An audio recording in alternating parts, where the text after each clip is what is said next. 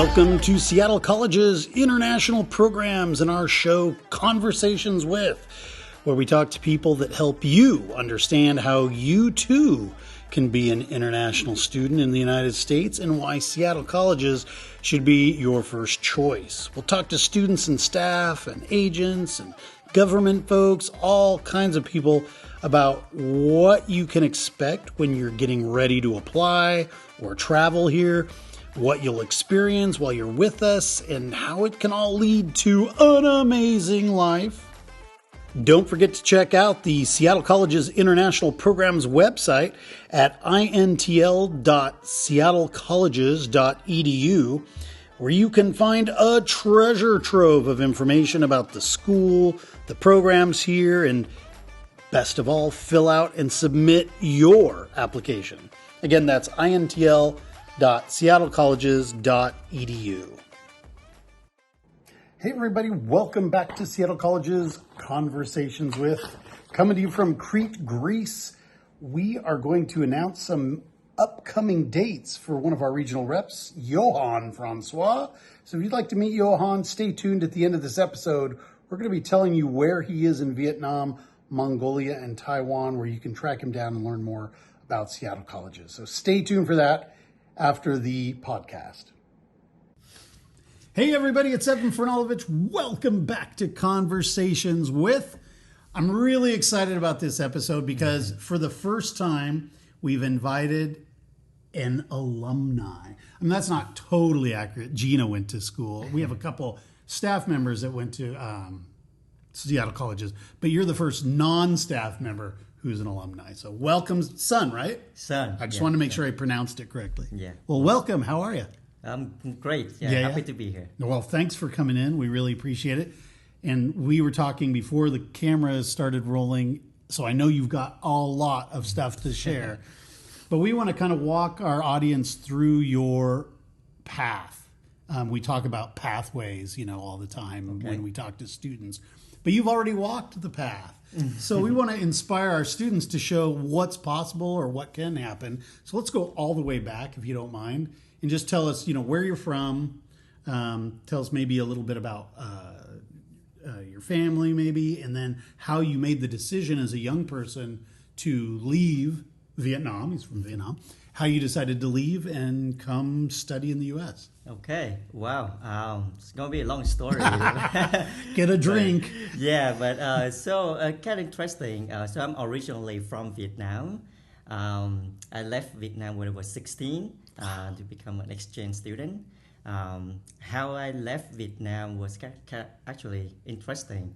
I actually didn't plan, or my family didn't plan to help me travel, study abroad. But like one day, one summer, my best childhood friend called me like, hey, you have to get up and go to this, agency and take an English test. And I was like, what for? It's like, I don't know, but like my mom already signed up for both of us, so you have to come. And I'm like, okay. So I went, we took the test together, and then a few days later, we got the results, and we won a scholarship to study abroad in the U.S. as an exchange student. So you didn't even know this was happening. I did not know that was happening. That's crazy. What I knew was my parents sat me down 3 days later after they heard about the results, and they said, "You're gonna go study abroad in the U.S." And I was like, "Okay." No fear, no hesitation. Well, when you're 16, you don't know. Yeah. You don't know the answer to that question. I like to study abroad, but I didn't know where I would end up. Right. So I consider it as an opportunity. Great opportunity. Yeah. So fast forward, I traveled to Pillion, South Carolina. That's where you did your exchange. That's when I did my exchange. Very small town in the U.S. Definitely not the America that you saw on TV. But, probably not. Yeah. But I'm grateful for the time that I spent there. So I did my junior year in high school in South Carolina.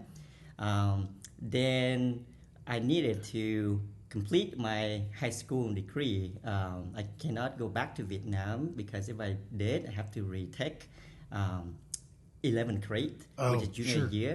So the path forward was either going to a private high school to Mm-hmm. do the senior year or um, going to a community college Oh, yeah. to complete for high school completion. Um, yeah, so it's kind of interesting how there's a Washington State is the only state that have community college that allow students who did not graduate from high school Right. to join as a student.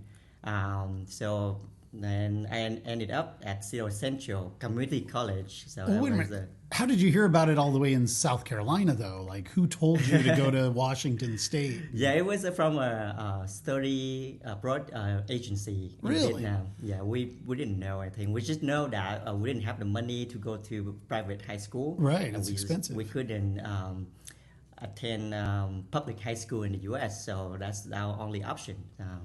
You couldn't, like an F1 visa holder. Well, were you okay? So when you did your exchange, what visa was that you had? That was a J1. Oh, that was a J1. Yeah. And a J1 visa holder can't just attend public school. No, because J1, from my understanding, you can only do exchange, Exchange. for a year. Right. So you got to the end of your year, and I'm like, all right, I'm gonna go to Yes. Washington State. Yes. So we went to Washington State, Seattle, and yeah. Did you know anybody in Seattle, or you just came here not knowing anybody? Good questions. No, I did not know anyone. Would not know anyone. That's in the awesome. US. That's crazy cool. Yeah. So do you feel like your time as an exchange student in South Carolina, your English really improved a lot? Or do you feel like Yeah. you did? Yeah. Yeah, so interesting. So just imagine that you are a foreigner and you put in middle of nowhere, and the Yeah. only language for communication is the English. Sure. Right. So the first 3 months was difficult. Yeah, I'll bet. Experience all the things like culture shock. You couldn't communicate and all of that. But at some point, when I passes like a threshold, Mm-hmm. we start making friends. I started hanging out with them more. Guess people just don't care how bad your English They don't care. is, but they just care that you communicate. You're just at least trying to communicate to Right, them, right. and they can guess and they can help you communicate. So yeah, so it was wonderful. Like I made like great friends in Killeen, South Carolina. Nice. Well, Seattle's such an international city. We have a huge Asian community, a huge African community, just people from all over the world. South Carolina, I don't think of that as being quite as international. What did you see a lot of people from around the world in your town, or was it just you? I was the only one Asian. Really? Or legit Asians in the Wow. school, so I couldn't find a friend who's from an Asian country. Right. Were there any other exchange students, or were you the only There one? was one, but he's from Germany. Okay. Yeah. And Well, that's really cool. yeah. So there's two of us. So were people curious about you and where you were from? Yes, actually, because they kind of interesting, because they don't have a lot of Asian people in that town. Right. So when they heard about or they know of me joining the school, yeah, they tried to make friends with me. But my English wasn't good, so at the beginning it was hard. I couldn't. Really hard. But later, yeah, people, the students there was super friendly. Sure. So I actually play football. Oh, you did? Yeah, in high school. What was what position did you I was a play? kicker. What? That's because I cool. was a tiny Asian guy, and they Sure. couldn't put me out there and like in the front. But I was a kicker. Then I played baseball. Oh, you did? Wow, Yeah, that's so awesome. I got the American experience there. That's amazing. So the organization that you did the exchange with, what was the name of that organization? I think it's called World EDU. So World EDU in Vietnam. back Okay. then. Is it still around? Like if there's a listener in Vietnam and they're like, oh, I want to do an exchange. Do you know? I'm not sure, but I Okay. think they part of VUS. So it's like a English agency. Right. I think they is a partner or something. Yeah. All right. Well, I love it. So we do have what's called a high school completion program, which is what you mentioned. So our listeners, if you're out there and you're a young person, you haven't graduated from high school yet, or maybe you're going to a private school somewhere paying a lot of tuition, you can save that money, save your time, and just come here, get started on your university work, and earn your diploma from a high school and your associate's degree all at the same time. That's right. So after 2 years, I earned my high school completion degree and associate degree of science. So it was just a general AAS, or what was your degree in? So back then, when Seattle Central was still a community college, I think they only choose either a science or art. Oh, okay. Yeah, so I did the associate of science. Cool. All right. So you're a young guy. You come here, probably you're 17 at that point. Yeah. You starting your university. Where do you live? You don't know anybody. What'd you do for housing? So the agency put me at a host family. Oh, they did? In Shoreline. Oh, so it's cool. about an hour and a half bus ride, 3 buses to school every day. Yeah. Because no subway at that time. There was no subway at that time, just bus. Yeah. Now there's a subway, so it's a lot faster. Yes, they're a lot faster. Yeah. But because I didn't know anyone, so I stayed with them for a while until I start to make friends. Sure. Then I moved out to rent an apartment. With the friends that I have. Right. Yeah. So did your parents come visit you while you were here as a student, or did they? They did. Oh, good. Yeah. Well, once during my time in Seattle. Yeah, once or twice. Their first time in the U.S.? Not the first time. Okay. They have friends in the U.S., so they travel once in a few years to visit friends. Cool. But no. All right. So you arrive at Seattle Colleges to get started. Tell us, you'd already experienced culture shock in South Carolina. Did you find that the West Coast of the United States brought on a whole new set of culture shocks? Or did you feel like, oh, yeah, this is just another part of the U.S.? I see. Good question. It's actually very different because I grew up in Saigon. It's a big city. Yeah. So when I was in South Carolina, the small town, there's like a couple gas stations and a couple of grocery store. Everyone knows each other. Yeah, yeah. So that was definitely a culture shock, but that's definitely like America. So when I moved to Seattle, it feel a lot closer, right? Because it's a big developed city. Yes. And then when I attended Seattle Central, there was a lot of international students, right? Especially students from Asia. Yeah. So I feel less. Feel more comfortable in the community, and of course, a lot of students from Vietnam as well. So it's easier to make friends with them, and we join clubs together. Yeah. And, we hang out in the weekends, play soccer every week. So, cool. So that supportive system really helped. So where'd you play soccer? I get asked a lot when I'm on the road talking to potential students. They say, "Do you guys have or do you have sports teams?" And the answer is no, we don't have a sports team, but we do have club teams around the area. Did you play on a club team, or did you just go do pickup games? Yeah, Seattle Central used to have a soccer club. Oh, they did? But just a club that we play across the street at Cal Artisan. Yeah, it's a nice field. Yeah, it's really nice. So we meet twice a week, Wednesday and Friday, after school, and we just start playing soccer. Right, cool. But definitely not a club team, but a club where people get together and play. Yes, Yeah. but we did form like a team. We didn't represent the school, but we formed a team and play at the league. Well, that's cool. Yeah. So if you want to play sport, I mean, if you want to start a club, not just in sports, but in anything, robotics or whatever you have an interest, you can start your own club, which is pretty cool. Did you belong to any other clubs? Yes, I belong to multiple clubs. Oh, yeah. So I was a soccer club. I was in a badminton club. Oh, yeah. Yeah, I was in a ping pong club. Oh, yeah. So mostly sport clubs. Yeah. And let's see what else.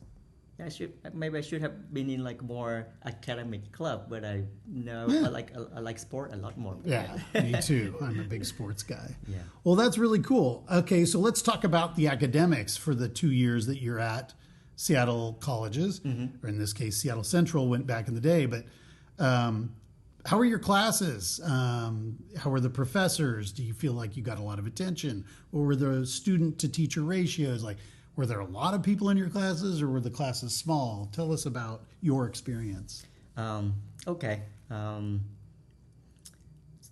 The one of the selling point of the community colleges back then is a smaller size classes, and we did get that at Seattle Central. You did. So besides from like the bigger classes like astronomy, you would like a big class with hundreds of students. Then the most of my classes were in a smaller classroom with maybe 20 to 30 Nice. students. Yeah, cool. I did get the attention I needed from the professors. They just an email away or visiting the office hours. I would just come up to them after class. Nice. So if they are available, they're very willing to help. Mm-hmm. So When you were applying to transfer, did you have to get letters of reference or anything like that in order to support your applications? yes, I did. Yeah, so I didn't need a couple letter of recommendation. So I got a few one from Gina, one from Nice. one of my favorite professors. He taught history. Right. So yes, the teachers they're very helpful. Yeah, they. And you they got one support from you. Gina because you worked for her? Yes. So I got one from Gina because I used to work in the student leadership. Okay. Yeah, they have a department, outreach department, and Right. Gina was their advisor and for that team, and I worked with her for the whole year. Right. And you got paid for that, yeah? I did get paid. So for that. great. Yeah, people always ask about, hey, can I work on campus? And you definitely did. Yes, so Seattle Central had the opportunity for me to like to work on campus. How did you find the job? How did I find a job? Good question. Did someone just mention it? Now, someone did mention it. I think the first year I came here, I knew people who worked at the student leadership. Oh, okay. So that's why I applied to work for them in the following Gotcha. year, for Yeah, second yeah. year that I was here. Right. Money's always a big deal. So you worked on campus to earn some money, but also did you pursue scholarships while you were here? Yes, I did. There are multiple scholarships opportunities for students. Great. I got one scholarship from Phi Theta Kappa. This is the second time I've heard that in this week, so that's really really? interesting. Yeah, up to this point, I'd never even heard of Phi Theta Kappa. So, can you tell us a little bit about that? Is it a club or is it just an It was a organization? club. Okay. To be honest with you, to be fair, Yeah. and but Sure. I'm sure this is a on podcast. I want to join that club first because I want to be in the club, so it helps with my Of course. portfolio to apply to Absolutely. the university. So Yeah, that's yeah. one. And two, because I heard there's opportunity for scholarship. So Yeah, sure, I of attend the course. club. When I'm at the club, I didn't know that, but I know a lot of things there. So No worries. Apparently, I turned it off. Nah, that's my cool. Alarm. No worries. Sometimes my phone rings, so so that's really cool. Do you have to be invited into Phi Theta Kappa, and you have to have a certain grade point average, right? It's kind of an honor society. I believe so. It's an Yeah. honor society. You don't need to be invited. You can just apply. Okay. With your current transcript or something. Right, Yeah, it's cool. been a while, so I can't remember. Right. For sure. So if you're coming to Seattle colleges, or you're already here as a domestic or as a current student, look into this because there is money available. I just interviewed Seattle University, and they have a scholarship for Phi Theta Kappa. So it's up like to $1,500. So if you're trying to get money together, working scholarships, that's one of them that can be valuable. So That's right. Yes. and it looks good on an application. So Yeah. that's true. So it's definitely opportunities there. You just have to look for it. Yeah. And network with the students, and they can, especially the students who went to school before, like help you. They knows a lot. They do know. So don't be shy. Talk to those guys. They'll be helpful. All right. Well, you do a couple years here. You walk. Did you go through the graduation ceremony? I did. Yeah? Yeah, I did. Down at the field?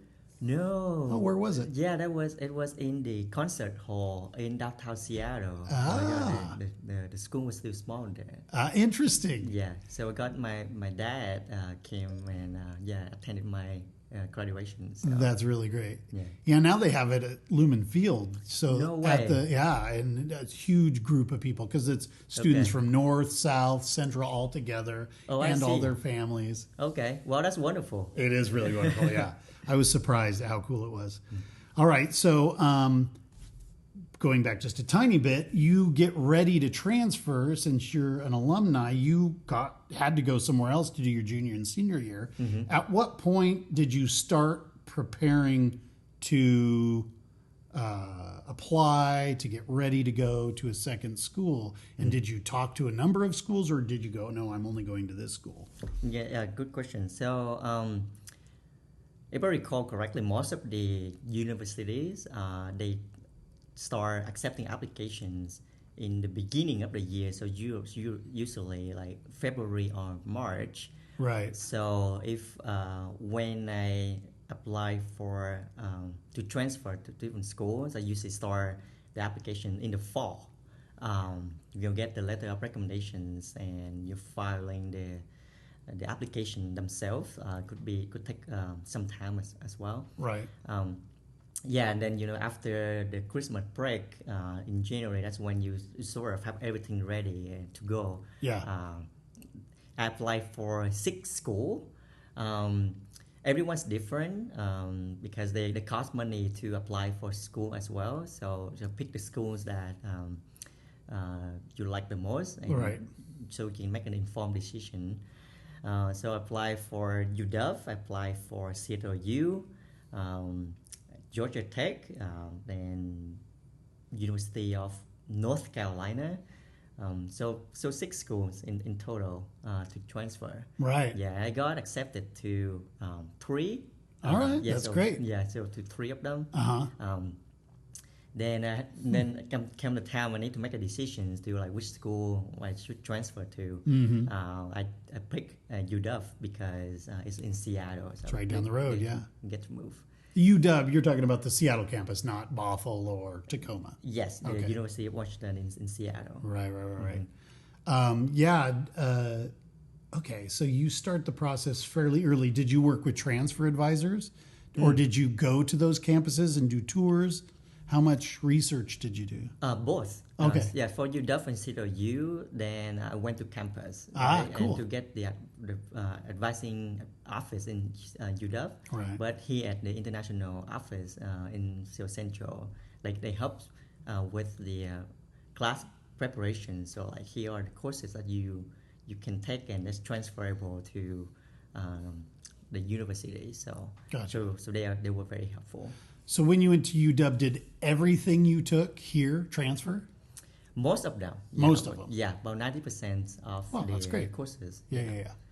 So you were a true junior when you started at UW. Yes, I was somewhat a true junior. Right. Yeah.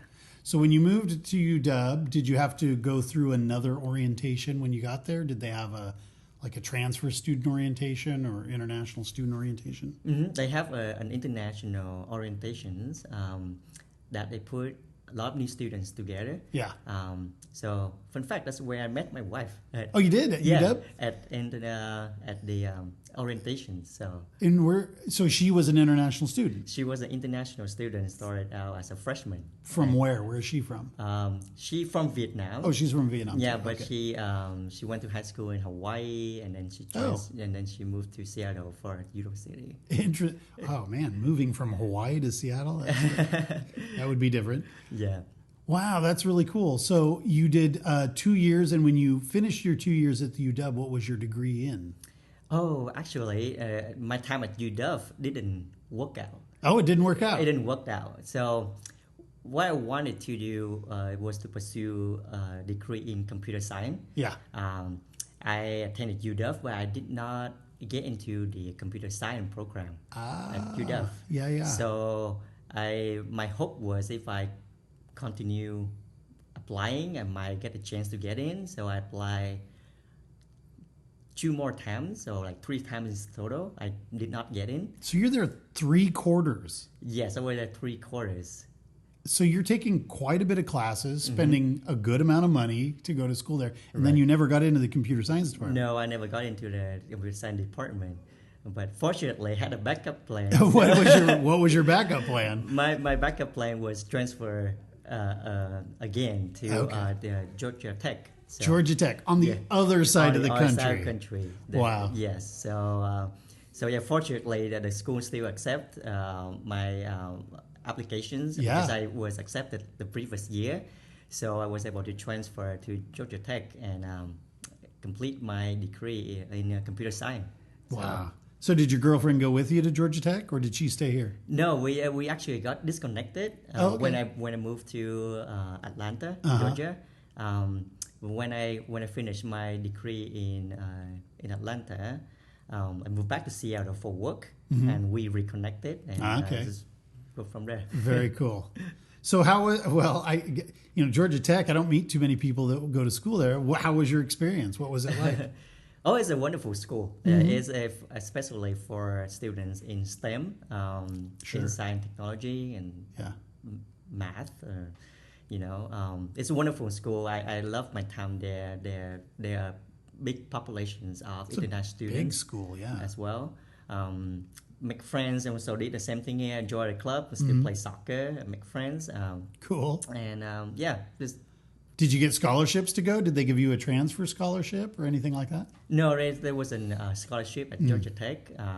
They did have financial aid for Oh, okay. students who with low income Sure. family. So that's That the only works. support they have. Right. So the amount of credits you earned at UW so you had the Seattle College's credits, and then you'd been 3 quarters at UW. Right. Did all of that transfer to Georgia Tech? So not all of that. So now about like 70% of That's the still courses. pretty good, Yeah, it's still actually. really good. So that's why I was able to complete my degree at Georgia Tech in 2 years. Oh. Yeah. So you didn't lose too much time. That's pretty nice. Yeah. No, probably just Wow. maybe like 2 quarters. Okay, that's not too bad. Yeah, but I got to study computer science. So Yeah, that's true. and I met my wife at UW. Exactly. Yeah. And then you come back to Seattle. Right. So you graduate from Georgia Tech, and then you come back to Seattle, and then what happens in Seattle? What happened in Seattle? You came back and got a job, or you started your own company? What did you do? Yeah, I got back. So when I worked at Georgia Tech, I got an internship from a company in Seattle. So I actually moved back for a summer Did they help you get that job, or did you just find it on your own? at Georgia Tech. Yeah. Through the career fair. So That's really cool. Yeah. So I got a job in Seattle. I moved back for a summer. Then moved back to Georgia Tech to complete the degree and come back and work for them. Right. Yeah. So listeners that are overseas that don't really have an understanding of how big the United States is, he's crisscrossing this huge amount of land. It'd be like going from, the western part of China to the eastern part of China and back again a couple times. So Yeah. it's a big place. Well, but did you drive it or did you fly? How did you get back and forth? I was flying. Crazy. Yeah. Well, I just go where the opportunities are. So. Yeah. Wow. All right. So then you end up back here and you got married not too long after you got back, or? Yeah. I got back here in 2014. Okay. We got married in 2018. Nice. Yeah. So. And now you're living the dream. He was just telling me he took this amazing trip, 4 months around the world. Yes. Why did you guys decide to do that? Just wanted to do it while you were young, or what was your thought? Yeah, so I have always wanted to travel the world for a whole year, actually. So Yeah. ever since I started working, I would set aside my savings for traveling. Wow. But when you get a job and start working, you can kind of got swallow into For sure. the life of like as a worker. Yeah. So I kind of forget about, hey, I still have the savings to travel. Like, when can I use that? Right. And this year, just on the timing kind of match up where I'm at like my 9 years, 10 years of working. I think I'm ready to take a break from work. And then my wife also completed her 5 years at her workplace. Yeah. So we thought it's a good time for us to take a break and then go see the world together. So, That's so cool. yeah. Yeah. So, and do it while you're young. I really highly recommend you travel like you did. Yes. Yeah, that's really amazing. Definitely do it when you're young, because we did 125 days in total. Was tiring. Yeah. But I couldn't imagine me 10 years or 20 years from now be able to do the same. So. Right. So to make your dollars stretch, that's 125 days is a long time to be out on the road. Mm-hmm. Did you stay in youth hostels? Did you camp? Or did you stay in hotels? And what'd you do? Yeah, we did a bit of everything. Okay. So we did camping, we did like business hotels, like with short trips, and Airbnbs. So it's actually not as expensive as you might have thought, because if you live in the US, it costs a lot of money too. So expensive. So if you go live somewhere else, especially in Asia, then the cost of living is so much cheaper. So much cheaper. Yeah. So it's not that we spending a lot of our savings to go travel. We still got quite a bit to explore the country and the culture and all that. That's really great. I love those kinds of stories. People just dropping what they're doing. Like my wife and I, we had been working in Alaska, and we decided we'd gotten some bad news. We wanted to spend some time with someone who was struggling with their health. And so we just sold a lot of our stuff, put some of it in storage, and we just went to Europe and just started. Exactly. Yeah. So Exactly. get your priorities, do your savings. Yeah, we put our house out for rent, and fortunately we got a tenant, and then we didn't have any expense. Now we just spend on traveling. So cool. Yeah, it's amazing if you're careful. Like I stayed in a youth hostel in Brazil. It included breakfast, and I think it was like $12 a night. It was so cheap. Right. So if you don't care about 5-star hotels and you're willing, you could really make your budget stretch. Yes, far. definitely. We travel most of the time, so we spend the night at the hotel and hostel just to sleep. We didn't need that luxury. Our luxury is we hop on the trains and go visit somewhere I've never been before. Right. So well, let's kind of go back to when you were in school for a sec. Did you take vacation time while you were in school, like just to travel around the U.S.? We have it so if you go to school 3 quarters. You're allowed a vacation quarter. So did you do any of that? Did you take advantage of that? Yes, of course.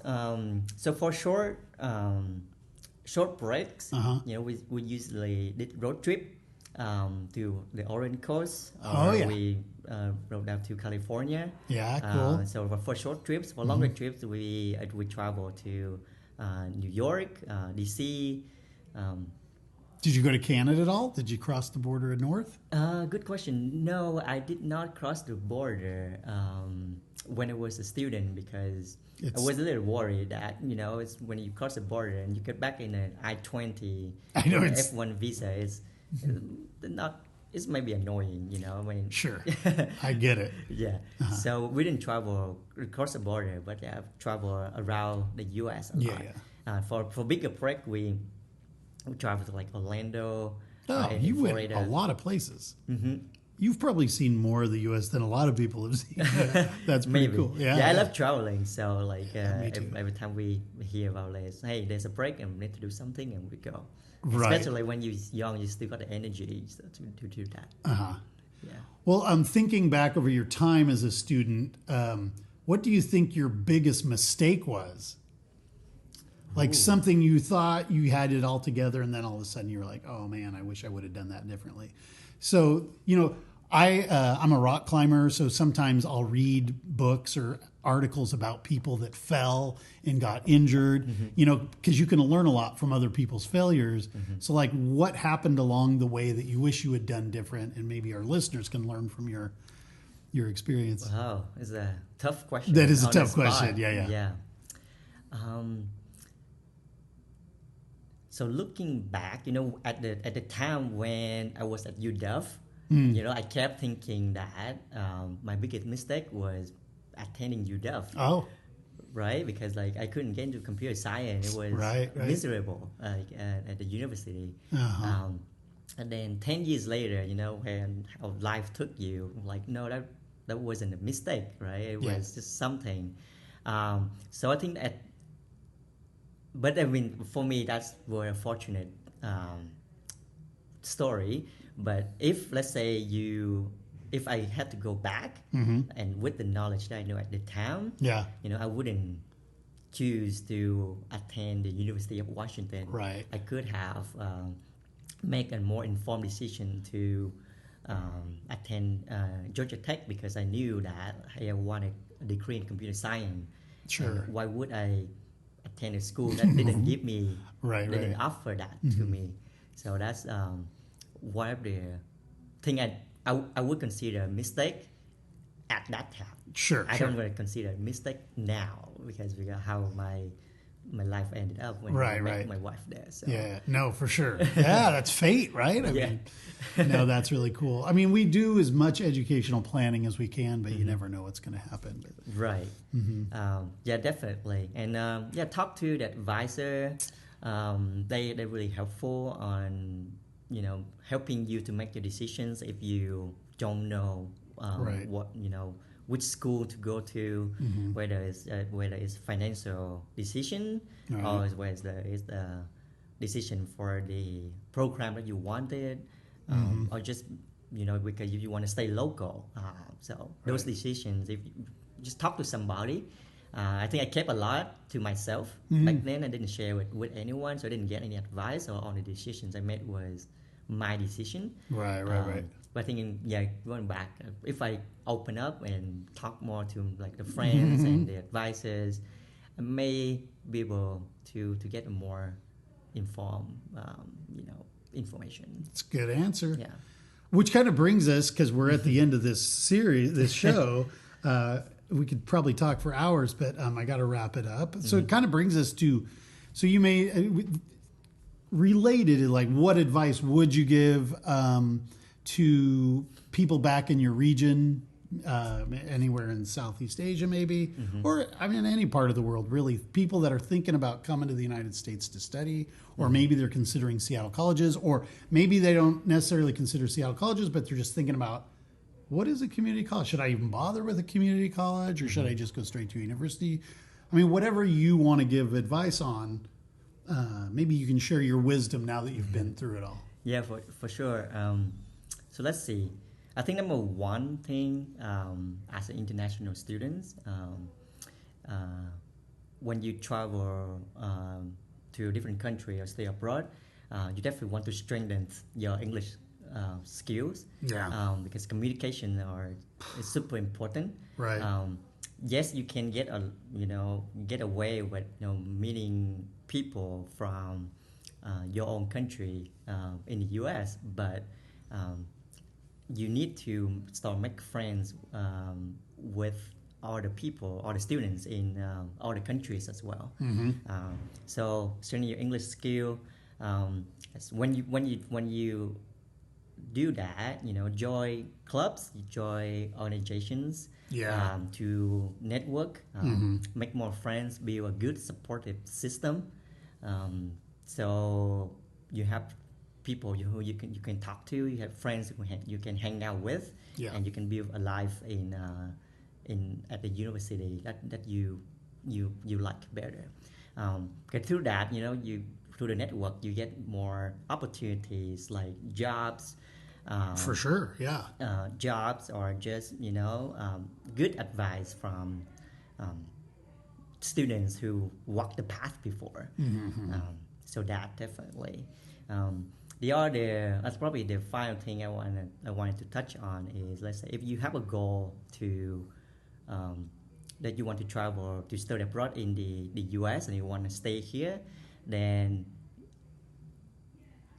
go visit the career service to learn more about like what are the opportunities are, whether it's CPT, OPT, how you get a working visa, and how you get the company sponsor green Yeah. card, things like that. You got some of that information, then you can set goals to work toward to. Right, right. I love that answer. I'm a big believer in goal setting, and I think it just helps make things happen. It's amazing. It's Yeah. kind of magical, really. Yeah, no, I mean, at the time, at the time when I went to school here, I didn't know I know this.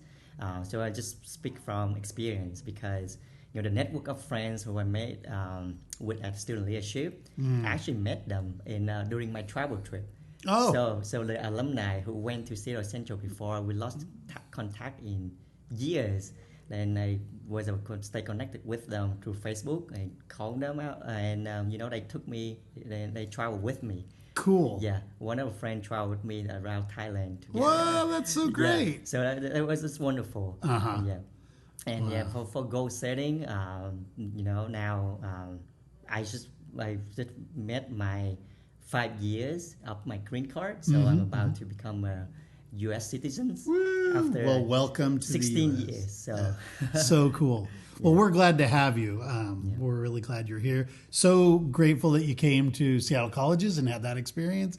And thanks for sharing your post-Seattle College experience at Georgia Tech and University of Washington. And yeah, I just wish you all the luck in the world. yeah, no problem. Yeah, I'm grateful for my time and as an exchange student in South Carolina. I'm grateful for my time here at Seattle Central, and thank you for having me on here.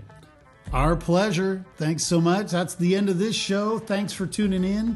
Appreciate your time, son. We'll look forward to talking to you again in the future. All right. Thank you, Evan. Take care. Bye-bye. Conversations With is painstakingly crafted for you by the Seattle College's International Programs Department and supported by the lovely folks here on our campus. This show is produced and edited by me, Evan Fernalovich. We welcome your emails and questions about coming to Seattle Colleges. Please reach out to us via our website or just give us a rating and a review on Apple Podcasts, as this helps others discover the show. Also, don't forget to follow us on Instagram, Facebook, TikTok, or YouTube at Seattle Colleges INTL. That's Seattle Colleges INTL. And be sure to check out all of the shows here on Conversations With. Thanks for listening, and we'll see you next week. So if you are in Vietnam and you're in Saigon on Saturday, March the 2nd, go to the Rex Hotel from 2 to 6 p.m. to meet up with Johan to learn all about Seattle Colleges. He'll also be in Hanoi on Sunday, March the 3rd at the Melia Hotel from 9 a.m. until 12 p.m. And then in Da Nang on Tuesday, March the 5th at the Hilton from 5 p.m. to 8 p.m. Of course, you can also catch up with Johan to learn about Seattle Colleges in Taiwan. Taipei, Saturday and Sunday, the 16th and 17th, at the Taipei World Trade Center on floor 1, hall number 1, from 12 to 6 p.m. Or if you can't catch him in Taipei, you can see him in Kaohsiung on Monday the 18th at the Marriott Hotel from 3 to 8 p.m. or in Taichung on Tuesday the 19th at the Evergreen Laurel Hotel from 3 to 8. Lastly, if you're a student in Mongolia, you can find Johan in your city, especially at the Educational Advising and Resource Center located at Student Street, building MKM 24 on Thursday, March 21st from 5 to 6 p.m. Guys, if you're out there and you want to listen, if you want to talk to Johan in person, he's going to be in these locations. Go on out there, give him your love, learn a little bit about Seattle Colleges. We are happy to meet you on the road. Take care.